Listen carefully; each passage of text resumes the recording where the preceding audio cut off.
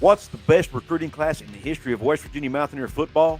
Well, hang around and I'm going to count down from 5 to 1, and I will tell you just who was the best class in the history of the program. So pull up a chair, sit back, relax, and let's talk about it. What is up, college sports fans, fellow members of Mountaineer Nation? This is Couz, and welcome into another edition of Couz's Corner. Pull that chair up or grab yourself a bar stool and let me serve you up this shot of top shelf college football content. Like I said in this video, we're focusing on the West Virginia Mountaineers and we're focusing on recruiting. I did a video a few days ago comparing Neil Brown's recruiting to past West Virginia coaches, notably Dana Holgorsen, Bill Stewart, and Rich Rodriguez. They didn't track recruiting in the Don Nehlen era, so I couldn't go any further back than the early 2000s. But by doing that, it got me to wondering, when I started ranking classes, which class is the best? Also, I have to give a shout-out to Darwin Cook, a former Mountaineer who I've had on my show before, who reached out to me a few weeks ago asking me what I thought the best class was. Was his class, the 2009 class, one of the best? So I told him I might do a video on that. Well, here we are. So I'm going to rank down from 5 to 1 the top recruiting classes in West Virginia Mountaineer football history. First, let's look at the honorable mentions. I'm looking at the 2020 class by Neil Brown and the 2005 class by Rich Rodriguez. Those are the two honorable mention classes. Now, when doing this analysis, I wanted to include how many players went on to play in the NFL out of each of those classes because I think that gives you an idea of the talent level of the overall class. I wanted to go deeper than just star ratings and national rankings. Now, in the 2020 class, obviously, most of those guys are not even old enough to have been drafted yet, and the ones who are just now old enough and would just now be eligible for potentially the 2023 draft. But because of the high national ranking that this class had, I wanted to include it on the list. The 2020 class was 29th nationally, one of the highest in school history. Neil Brown signed 22 players in that class, and the average player grade, 3.09, is also one of the top in school history. Now, the two top recruits in that class, offensive lineman Chris Mayo and defensive back David Okoli, neither one are with the team, and that actually ends up being a theme of this class, and that's one reason they didn't make the top 5 list. Because even though when you look at national ranking, it would be on the list. But most of the guys that came in as part of this class are no longer with the team. Some of those guys include Akeem Messador, Jordan White, Jackie Matthews, Daryl Porter, Sam Brown, Charles Finley. 3 guys who are still on the roster who have contributed and will be expected to contribute even more going forward are defensive lineman Sean Martin, quarterback Garrett Green, and bandit rusher Linnell Carr. Now, the other honorable mention class, the 2005 class by Rich Rodriguez, was 31st nationally. He signed 32 players in that class, which is a ton. Average player grade was only 2.5, but back in that day, that wasn't bad. Top recruit in the class was Jason Gwaltney, one of the only 5-star recruits to ever sign at West Virginia. We kind of know his story already. Didn't pan out at West Virginia. Ended up losing his starting spot to another recruit from that class, a guy by the name of Steve Slayton, who, oh, by the way, ends up being one of the top rushers in school history. There were no 4-star recruits in this class, believe it or not. But there were guys like Slayton, Pat McAfee, Reed Williams, Scooter Berry, who, oh, by the way, was recruited as a running back, ended up being one of the top defensive linemen, I should say, at West Virginia in that time. Then you've got Selvage Capers, who was recruited as a tight end, ended up playing offensive lineman. And then quarterback Jarrett Brown, who, were it not for Pat White, would have likely been a very productive quarterback at West Virginia, was the starter between the Pat White and Geno Smith's era at West Virginia, and in my opinion, one of the most underrated quarterbacks to ever play at West Virginia. Now, 3 of the players from that class ended up playing in the NFL. They were Steve Slayton, Pat McAfee, and Selvage Capers. Now, let's get into the actual list. Number 5, the 2021 class by Neil Brown. Now, I know I told you that I was looking at NFL talent, how many guys were put into the league, and obviously these guys are not even old enough yet to be eligible for the draft. But when you look at this list of guys, I feel like you have to include this class. It was only rated 47th nationally, but it's because he only signed 16 guys in the class. Because obviously with the transfer portal now being a thing, coaches have to leave roster spots open for portal guys. So a lot of times they don't sign as many guys. He only signed 16. But another reason it's included on this list, the highest in school history as far as average player grade. Average player grade in the 2021 class is 3.25, so a lot of talented guys. There was a total of 4 4-star recruits in this class. Wyatt Milam, Caden Prather, Justin Johnson, Jalen Anderson. Now, Caden Prather has left the program and transferred out. However, Wyatt Milam, Justin Johnson, Jalen Anderson all contributed in 2022 and will be expected to contribute in 2023. Matter of fact, Wyatt Milam will even start as a freshman in 2021. Some other notable names in the 21 class: Aubrey Burks, Davis Mallinger, Andrew Wilson Lamp, Edward Vestorina, Tomas Remack, Traylon Davis. Some of those guys were already starters at West Virginia. Most of those guys will be expected to compete for starting jobs in 2023. And I think there's a couple of those guys that could end up playing on Sundays. Aubrey Burks was one of the highest graded defensive players on the West Virginia roster in 2022, so he has a bright career ahead of him, and those other guys do as well. Number 4 on the list, Dana Holgerson's class. What you'll see is all 4 coaches that I mentioned earlier all have at least one class on this list, so that shows you the consistency of West Virginia recruiting over the years. But number 4 is Dana Holgerson in his 2013 class. In that class, it was ranked 25th nationally. He signed 26 guys in that class with an average player grade of 2.89, so not too shabby. The top recruit in that class was 4-star recruit Shelton Gibson. We all remember Shelton Gibson had a very productive career at West Virginia, was Skylar Howard's go-to deep threat during their days with West Virginia. The other 4-star recruit in that class was linebacker Darian Howard, who, if memory serves me correctly, ended up playing defensive line at West Virginia. I think he ended up transferring out of the program after a year or two, but he was a 4-star recruit nonetheless. Several players out of that class made it to the NFL. Kevin White, wide receiver. Shelton Gibson, that I mentioned earlier, made it to the NFL. Wide receiver Mario Alford made it to the NFL. I think he played a couple seasons with the Cincinnati Bengals. Running back Dreamer Smith played with at the time was the San Diego Chargers. Running back Wendell Smallwood played for the Eagles. I think he played for the Redskins. What was at the time the Redskins? Defensive back Darryl Worley. And then running back Elijah Wellman also spent a little bit of time in the NFL. And then some other notable names from that class. Offensive lineman Marcel Lazard. Wide receiver DeKill Shorts, who's now on Dana Holgerson's staff at Houston. Defensive end Marvin Gross. Linebacker Al Rasheed Benton. And punter Nick O'Toole, a.k.a. Boomstash. Very popular punter here for the Mountaineers. So Dana Holgerson put a lot of guys, and his staff put a lot of guys in the NFL, especially from that 2013 class.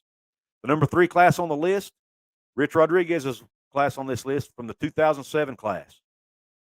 When you look at Rodriguez's 2007 class, it was ranked 23rd in the country. He signed 28 players in that class with an average player grade of 2.96. The top recruit in that class, one of the only other 5-star recruits to ever sign at West Virginia, and one of the top rushers in West Virginia history, Noel Devine. We all remember his storied career here. Some 4-star recruits in that class: defensive back Ellis Langster, linebacker Pat Lazier, quarterback turned defensive back Bradley Starks. Or actually, I think he turned into wide receiver Bradley Starks, and then running back Terrence Kearns. Players from that class that go to the NFL, previously mentioned Ellis Langster. Offensive lineman Don Barclay has had a successful career in the NFL. Julian Miller, one of the best pass rushers to ever suit him up for the Mountaineers. Defensive back Keith Tandy had a good NFL career. And fullback Will Johnson had a good career with the Pittsburgh Steelers. Some other notable names in that class: 2 wide receivers, Ulrich Arnett and Jock Sanders, who, oh, by the way, just so happened to be a 2-star recruit. So that's one of those cases where Rich Rodriguez was able to find a diamond in the rough with Jock Sanders, who had a very productive career for the Mountaineers. Number 2 on my list, and the first one for Bill Stewart. Bill Stewart's 2010 class. Now, this class and the number 1 class on my list, either one could have very easily gotten that number 1 spot, but you'll see in a minute why I chose who I did at number 1. But the 2010 class, 27th nationally, Stewart only signed 20 guys in that class, yet it still was 27th nationally, with an average player grade of 3.15, which is the second highest in school history, behind Brown's 2021 class that was number 5. Top recruit in that class was Ivan McCartney, who was one of those Miramar High guys who played with Geno Smith and Stedman Bailey. Now, he was a 4-star recruit, one of the several 4-star recruits in that class. Unfortunately, he did not have the career at West Virginia that Stedman Bailey had or that Geno had, but nonetheless, he was a starter and did contribute to the Mountaineer program. Other 4-star recruits in that class: quarterback Barry Brunetti, who ended up transferring out; offensive lineman Quentin Spain, who had a productive career; defensive lineman Bruce Irvin, don't even need to say anymore; and wide receiver Dion Long, who, to be honest with you, I had never heard of him. I'm not sure he ever even played a snap in a Mountaineer uniform. If he did, I don't think he played a lot of snaps. So if somebody knows what happened with Deion Long, let me know in the comment section, because that's the name that I was not familiar with. Other key players from that class: David Rigg, who had the strip that led to the 99-yard fumble recovery for Darwin Cook in the 2012 Orange Bowl. And then Wes Tonkery, who was only a 2-star recruit, ended up being playing a lot of snaps in a West Virginia uniform on the defensive side of the ball. And then defensive back Ishmael Banks was a big contributor. And then quarterback Jeremy Johnson didn't contribute a lot to West Virginia as far as a starter goes, but he was a good player, ended up transferring out of the program and going to play. I think he ended up playing at Texas A&M. Somebody correct me if I'm wrong. But one of the reasons he and Brunetti didn't see a lot of the field and contribute much wasn't because they weren't talented, but it was because they were behind somebody in this next class. The 2009 class, which, oh, by the way, was also one of Bill Stewart's classes, and also included somebody by the name of Geno Smith, which I'll get to in a minute. But this class was also ranked 27th in the nation, just like the 2010 class. Bill Stewart signed 26 guys in this class. Average player grade of 3.04. Now, the 26 guys signed was part of the reason for the high ranking. But when you look at the guys in this class, you'll see why I had it number one. Like I said, top recruit was Geno Smith, 4-star recruit out of Miramar High School at the quarterback position. Other 4-star recruits in that class: Tavon Austin, Stedman Bailey, two names you know. Defensive end Tavita Fanal, who, upon doing a small amount of research, was a very highly touted recruit, 4-star recruit. Then I don't think he ever played it down from West Virginia. Ended up playing his college ball elsewhere. And I have decided I think I'm going to do a whole separate video on this young man because it's an intriguing story. But he was a 4-star defensive end recruit who did end up signing at West Virginia but never playing. And then wide receiver Logan Hasty, who also I think he ended up transferring out of the program for reasons I'm not sure of, but he was a very highly touted recruit. I actually remember how excited I was for Logan Hasty to be signed with West Virginia.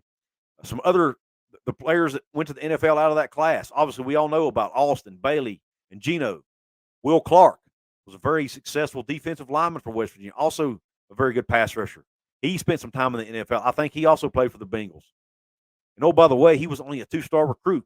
So this is an example of Bill Stewart going out and finding a young man who was very underrated. And then Terrence Garvin, who also had I think he spent some time in the NFL. Correct me if I'm wrong in the comment section, but he had a successful career as a linebacker for the Mountaineers. And then some other notable players in that class, the previously mentioned Darwin Cook. He was part of that class, and he was also a 2-star recruit. Made one of the biggest plays in West Virginia Bowl history with that 99-yard punt return. You've got Sean Austin, who spent several years as a running back for West Virginia. He's also known as the guy who's getting players paid for having a good GPA by their universities. We all remember the Austin case. He's the guy behind that, the name behind that case. We all remember defensive back Pat Miller, not always for positive things, but Pat Miller did contribute for West Virginia, did make some plays for West Virginia, believe it or not. Regardless of how much shade people want to throw at Pat Miller, he did have a long career at West Virginia and contributed to the program. And then Broderick Jenkins was also a contributor for the program. Let me know, Couz Corner family and Mountaineer Nation, in the comment section, what do you think about my list? Do you agree with the 2009 class recruited by Bill Stewart is the best recruiting class in the history of West Virginia Mountaineer football? I want to hear your thoughts on one of these other classes. Should they be put number one? Do you think I have some classes flip-flop? I want to hear your thoughts on it. It's okay if you disagree. This is all just my opinion. And by the way, shout out to Rivals. I use Rivals for all this data because Rivals is the only service that tracked recruiting all the way back to the early 2000s so that I could do an accurate representation of these classes. 24/7 Sports on 3 wasn't around at that time, or at least they weren't around as far as recruiting rankings go. So use Rivals for all of this information. Obviously, with other services, these recruiting rankings could vary. But I want to hear your thoughts in the comment section, guys. Please, if you want to support my channel here financially, you can do so by checking out the links in my description box. Check out the Fanatics link to get your Fanatics gear of your favorite team. That link gets you into the website. You don't have to buy the product shown. All it does is get you into the site. You can search for whatever you want. I'll get a small commission for whatever you buy. Check out my merch store where you can get something with the Couz's Corner logo, something with the JD logo like you see on your screen now. There's several other designs as well. You can get hoodies, T-shirts, ball caps, coffee mugs, a lot of different items over there to choose from. Also, there's links to Cash App, PayPal, Venmo that you can check out. You can hit the Heart Thanks option below. You can become a member of my channel. A lot of different things to do that you can support me financially. You can support me for free in 4 ways. You can hit the like button on this video if you liked it. You can share this out with your friends. You can drop that comment like I mentioned. And last but not least, you can subscribe to my channel here at Couz's Corner. Help me get to my 5,000 subscriber goal, which is the next goal I need to hit here on the channel. Ladies and gentlemen, I really appreciate your support. I appreciate you tuning in to this episode. And until the next one, Q Country Roads. West Virginia, Mountain Mama, take me home, country road.